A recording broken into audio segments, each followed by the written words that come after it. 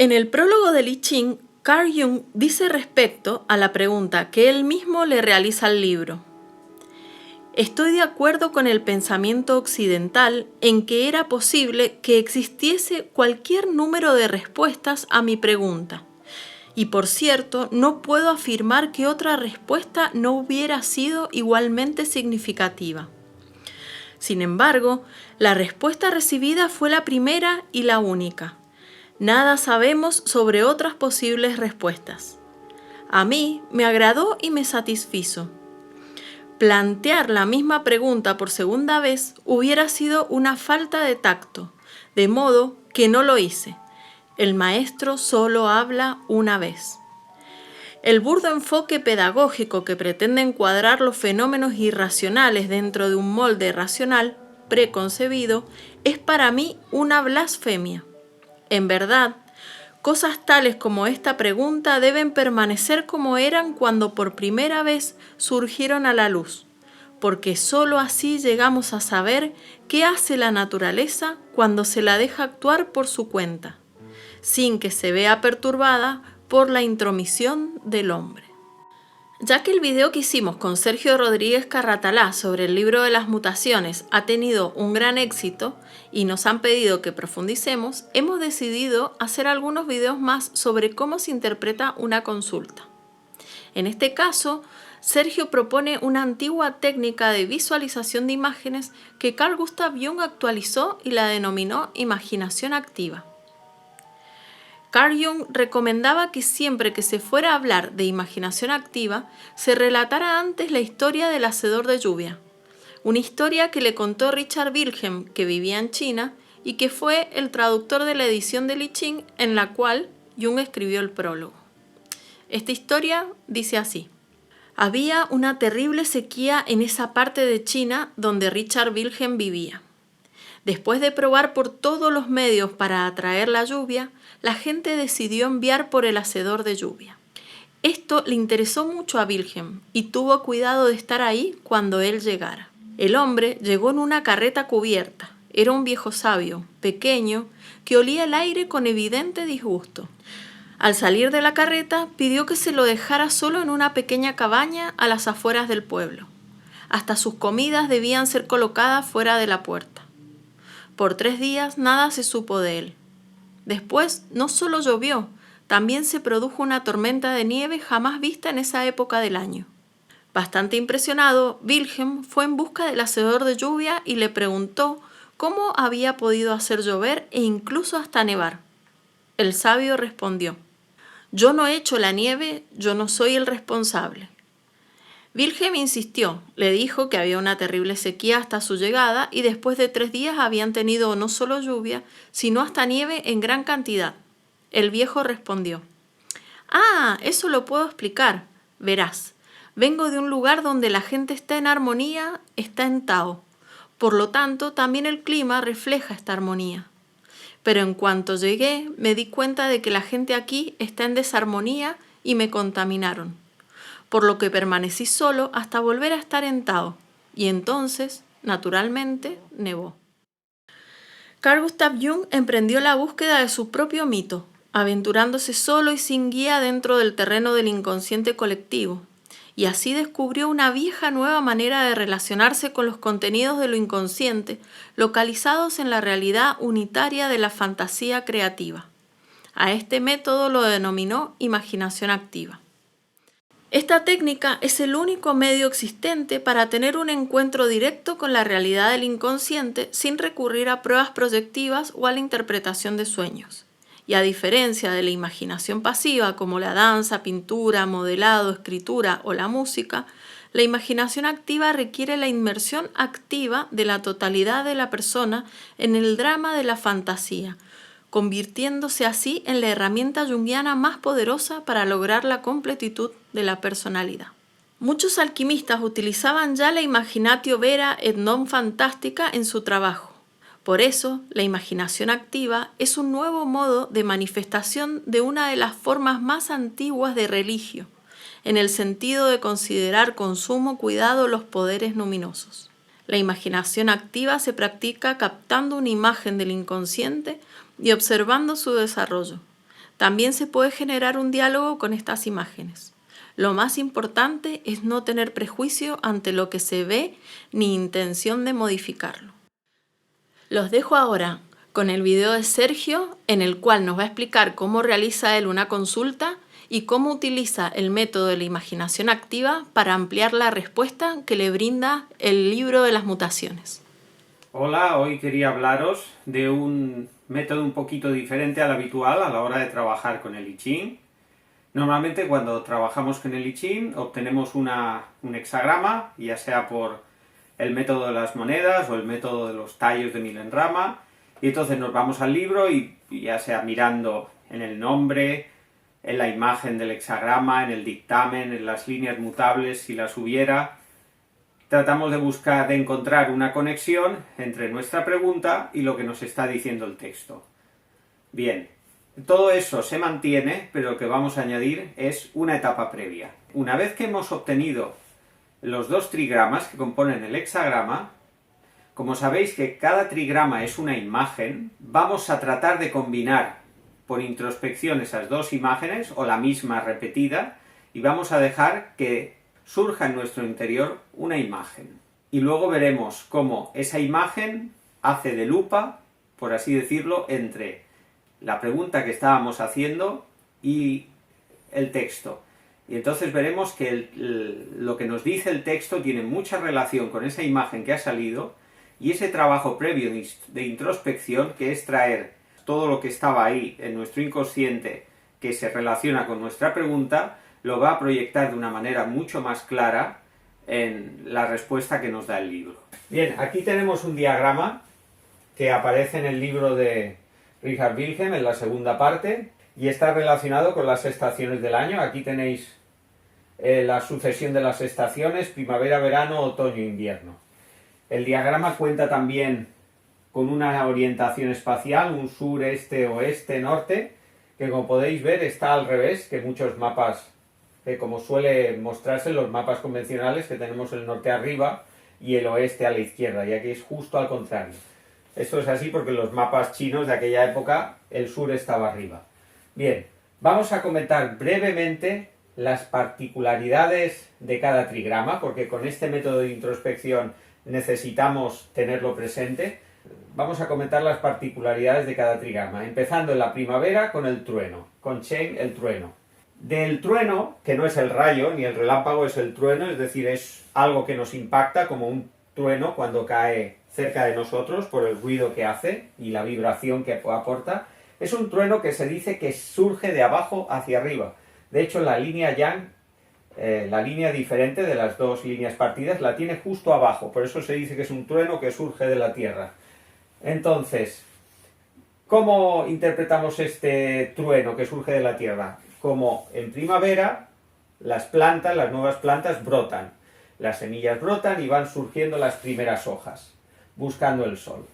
Bien, conforme la primavera va avanzando, la vida va creciendo, se va expandiendo por todas partes, y entonces llegamos a Sun, el viento, que precisamente uno de sus atributos es lo penetrante en el sentido aquello que se va expandiendo. De hecho, el elemento distintivo de Sun el viento son la línea Yin que tiene abajo, y a veces se visualiza este trigrama como las raíces de una planta que se van creciendo en dos direcciones hacia lo profundo buscando el agua y las sales minerales. Cuando llegamos al fin de la primavera aparece el verano y tenemos el trigrama más apropiado para la época de calor, que es Li, el fuego. Esta vez la línea distintiva es una línea Yin partida que está en el medio. El fuego lo podemos visualizar de varias maneras o comprender de varias maneras. Por un lado podemos verlo como un fuego. Cuando hacemos fuego tenemos que juntar la leña, pues podemos ver las dos líneas enteras como esta leña, como esta madera que estamos juntando para arder. Y justamente en la unión de esas dos líneas enteras tenemos el opuesto, lo partido, que aquí estaría simbolizando la llama que surge. La llama, el atributo del Li, el fuego, es precisamente lo adherente, porque la llama tiene que estar bien pegada a algo para poder arder, es decir, si no hay madera, no hay fuego. Otra manera de considerar el fuego también podría ser como la luz de la conciencia o el propio sol. En este método es lo que te surja. Tú tienes, cuando te surge este trigrama en la consulta, tú dejas que tu mente elija de entre todos los atributos que tiene cada trigrama aquel que más se adecúa a la pregunta que has hecho. Entonces hay veces que si te aparece Li, puede que visualices una hoguera, puede que visualicéis el fuego de un hornillo o puede que visualices el sol en lo alto del cielo. Eso depende. Después del fuego tenemos Kun, la tierra. Aquí estamos ya bien avanzado el verano y no nos vamos a centrar más en los calores, aunque ya te digo, como estamos asociando, si nos queremos centrar en los calores, por ejemplo, podríamos ver las 3 líneas partidas de Kun como la tierra agrietada por el intenso calor, o podemos verlo como una sequía, podemos verlo de la manera que queramos, porque realmente maneras de visualizar la Tierra hay infinitas. El atributo de la Tierra es lo receptivo, en el sentido de que alberga toda la vida. Otros atributos o cualidades es lo extenso. Lo fundamental es la disposición a recoger esa vida y aceptarla sea como sea buena o mala, sea dañina. La tierra es la madre tierra, tiene que dar cobijo a esa vida. Al menos tal como se interpreta en el I Ching. Luego llegamos al otoño, a la plenitud, y aquí tenemos otro hexagrama, otro trigrama que solo puede estar situado ahí, al igual como el trueno solo puede estar al comienzo de la primavera o el fuego en la plenitud del verano. ¿Qué representa Tui? Se suele traducir como el lago. Más que el lago es una charca. Es una charca donde se planta el arroz. Y entonces cuando llega el otoño se recoge el arroz.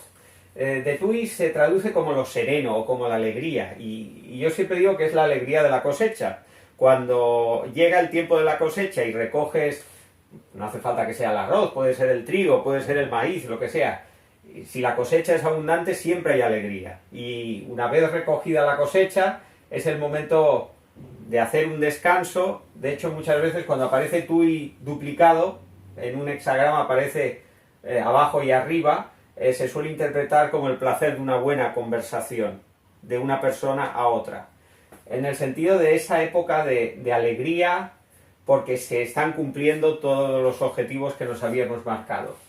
Vale, hemos visto ya la mitad, realmente un poco más de la mitad, hemos visto ya 5 trigramas.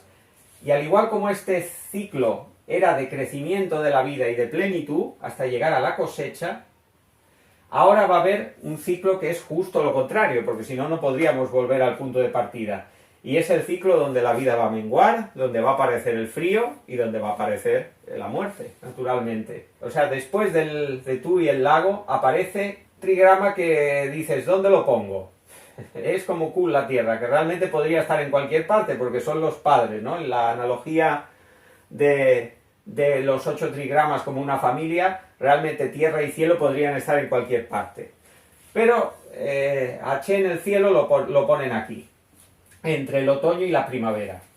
¿Qué atributo tiene el cielo? Pues el cielo tiene el atributo de lo creativo, tiene el atributo también de lo perseverante, porque realmente lo creativo aquí, en esta posición de las estaciones, no nos dice mucho, pero lo perseverante sí que nos dice más, porque una vez que hemos obtenido la cosecha, siempre en la analogía esta de este ciclo de la naturaleza, tenemos todavía mucho trabajo que hacer de cara al invierno. Es la época de los afanes, es la época de ir contra reloj porque llega el abismo, es decir, llega el invierno en que la vida casi se detiene.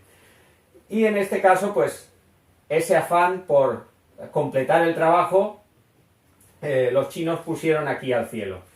Llegamos al invierno y tenemos el abismo.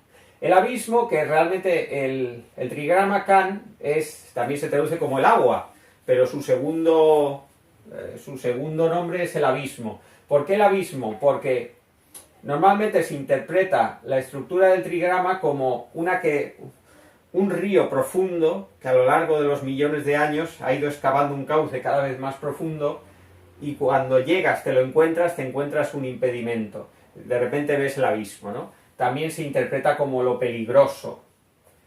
y también como lo oscuro, naturalmente. Puedes mirar para abajo y dices, uff.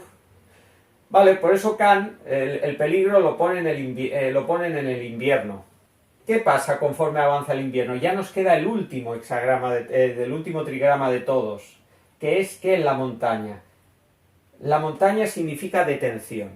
Llegamos al final, antes de volver a empezar, y lógicamente todo lo que ha acabado, todo el ciclo de la vida que empezaba, tiene que terminar.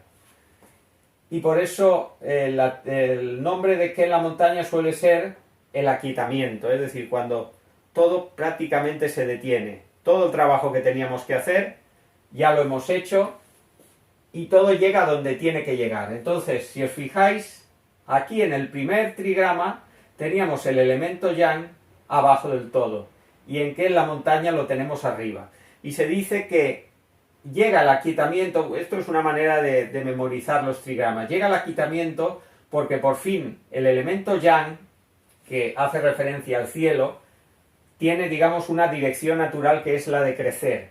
Y entonces a lo largo de la vida va desde la madre tierra, que es de donde nace, es decir, abajo del todo, y llega por fin a lo alto del todo, a donde está su padre el cielo. Y eso sería una manera de interpretar qué es la montaña. También el hecho de subir, es lógico que asignaran la montaña, la altura de una enorme montaña, a este trigrama. Y con eso hemos terminado esta breve exposición de algunas de las características, sobre todo visuales, de los 8 trigramas, que nos viene muy bien después a la hora de practicar la introspección con este diagrama. Llegamos por fin a la parte de la pregunta. Bien, la pregunta que hizo esta persona es que esta persona quería emprender un proyecto y necesitaba comunicar ese proyecto a las personas que quería que formaran parte del mismo, pero no sabía si debía. Sobre todo lo que tenía era miedo a ser rechazado, y entonces decidió hacer el I Ching y decidió hacer esta pregunta. Obtuvo los siguientes trigramas. Abajo estuvo Sun, el viento, lo penetrante, y arriba salió Kun, la tierra, lo receptivo. Empecemos a imaginar. Sun abajo, la tierra arriba. Sun es el viento o la madera, y arriba la tierra. Bien, entonces esta persona empezó a dejar libre su imaginación para ver con estos 2 trigramas qué le surgía. Y lo que le surgió, os voy a leer exactamente lo que él escribió. Dice: raíces bajo la tierra, profundas raíces, buscan agua, buscan la fuente, no estarán muy abajo. ¿Cuánto tardarán en extraer el agua hasta la superficie? No tengas prisa, el camino es largo, pero los dones también, es decir, también son abundantes, se refería. Lógicamente se imaginó las raíces porque el sun, el viento, la madera está abajo de la tierra, por eso imaginó, pareció bastante lógico imaginar unas raíces. Pero ¿qué tipo de raíces imaginó? Le vino el recuerdo de una planta, más que una planta, un árbol, que crece en el desierto, incluso en zonas, en pleno desierto, porque tiene la particularidad de tener unas raíces enormemente profundas, puede llegar hasta la capa freática, y entonces puede crecer en pleno desierto. Bien, aquí tenemos el hexagrama que nos había salido con el viento, la madera abajo y la tierra arriba. Es el 46, llamado Shen en chino, la subida, y aquí tenemos la pictografía que hace referencia a este nombre. Pero todo esto es algo que sacamos después de haber mirado el libro. Y ahora me quiero centrar todavía antes de mirar el libro. Aparte de la imagen que nos ha salido combinando Sun y Kun. Ahora vámonos a ir aquí a la derecha. Aquí tenemos lo que se denominan trigramas nucleares porque están en el núcleo del hexagrama. Tenemos el primer trigrama nuclear que surge al combinar la segunda, la tercera y la cuarta línea. Aquí tenemos Tui, lo sereno, la alegría. Y con la tercera, la cuarta y la quinta línea tenemos Chen, la conmoción, el trueno. Vale, vamos a recordar la pregunta. La pregunta era si debía o no debía decirle a estas personas que quería hacer un proyecto con ellas. Sobre todo porque tenía miedo a ser rechazado. Y fijaos lo que sale aquí. Lo que sale aquí es lo sereno. Podríamos pensar, tranquilidad. Pero es que lo sereno o la alegría es, os lo he comentado antes, la alegría de una buena comunicación. Es una invitación a decir, no, tienes que hablar. Podríamos interpretarlo así, tienes que hablar. Y claro, eso trae un problema. Trae el trueno, la conmoción. Dice, ay, pero si hablo, me da miedo. La imagen por introspección que le había salido era la imagen de unas raíces muy profundas. Y él decía, pero hay que bajar tanto. Qué largas son, ¿no? ¿Cuánto tengo que bajar hasta conseguir el agua? Y entonces, otra manera de interpretar Shen, el trueno, precisamente son las ganas de subir. Shen realmente es la conmoción. Pero, como lo importante es conectar con nuestro interior, perfectamente podemos verlo como el peligro de querer hacer las cosas demasiado deprisa. De hecho, aquí podríamos volver otra vez a Sun, que es lo penetrante y también es la suavidad, el hacer las cosas poco a poco. Vale, pues como podemos ver, los 4 trigramas los podemos relacionar jugosamente, podríamos decirlo así, con esa imagen que nos había surgido antes. Y ahora es cuando por fin vamos al libro para ver cómo se refleja todo esto con lo que nos dice el libro. Y ahora quería hablar del pictograma de Shen la subida. Este pictograma se compone de 2 partes. Esto, que es una especie de X, y de hecho representa el número 10 en chino, en referencia a algo que se realiza 10 veces. Y esto que tenemos aquí, lo podemos ver como una mano que coge un cuenco. Porque la historia de este pictograma hace referencia a una especie de ofrenda que se da en sacrificio a los antepasados. Y el número 10 hace referencia a la repetición de esa ofrenda, como diciendo, para poder llegar a tu objetivo, es algo que vas a tener que repetir. Es decir, vas a tener que purificarte poco a poco. Y por eso es tan bueno la imagen que nos ha surgido de esas raíces tan profundas. Esta es la ofrenda, el sacrificio que vas a tener que hacer poco a poco. No te queda más remedio que bajar abajo hasta donde está el agua. Os voy a leer ahora lo que le contestó el I Ching. Dice, éxito asociado al esfuerzo. No es un proyecto fácil. Se busca ir desde lo inferior y el anonimato al poder y la influencia. Pero no es fácil. El dictamen dice, éxito, hay que ver al gran hombre. No tengas miedo. Ir al sur trae ventura, sin violencia y de forma dócil. Hay que movilizarse e ir en busca de las personas que deciden. La actividad aporta aventura. La imagen dice, el noble acumula lo pequeño para lograr lo elevado y lo grande. Ese acumula lo pequeño tiene mucho que ver con la pictografía que os he comentado antes, de esa ofrenda repetida, de ese sacrificio repetido, y tiene mucho que ver con tener que bajar hasta el fondo, hasta esa profundidad, para coger el agua. Quería amplificar un poquito ese simbolismo de la tierra seca y la tierra con agua. Esta persona tiene miedo de ser rechazado, tiene miedo de sus sentimientos.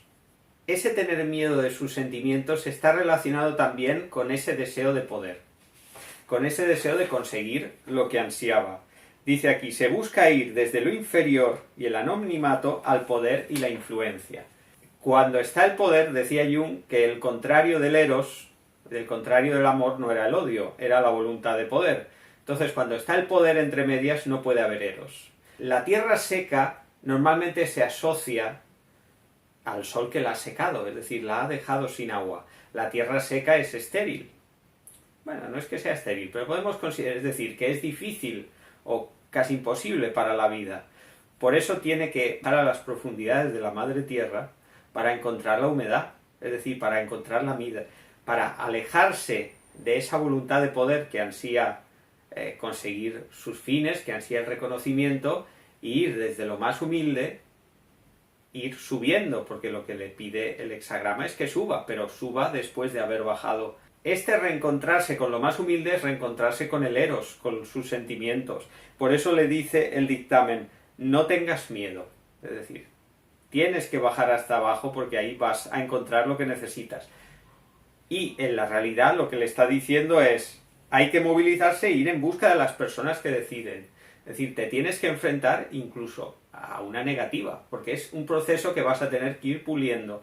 Tienes que aceptar que te digan que no una primera vez, o que te digan tienes que mejorar, tienes que cambiar tu propuesta, y es ese proceso repetitivo el que poco a poco le va a ir alejando de estas ansias de poder y le va a ir reencontrando con lo más humilde, que en su caso es el sentimiento. No sé qué os parece esta combinación de esta imagen con lo que nos dice el I Ching, pero por lo menos en mi caso me parece que todo cobra una profundidad y una realidad mucho mayor, que no simplemente tratar de ver qué nos quiere decir el libro, aunque indudablemente está muy bien.